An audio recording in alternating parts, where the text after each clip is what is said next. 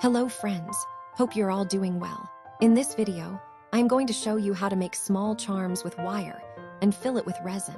Here I choose seed beads for making the eye-like effect in the charms. With these charms, I'm making a bracelet.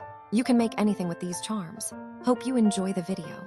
Please like and subscribe my channel for more art jewelries. Your support inspire me to make and upload more interesting and new videos. Be with me. Thank you.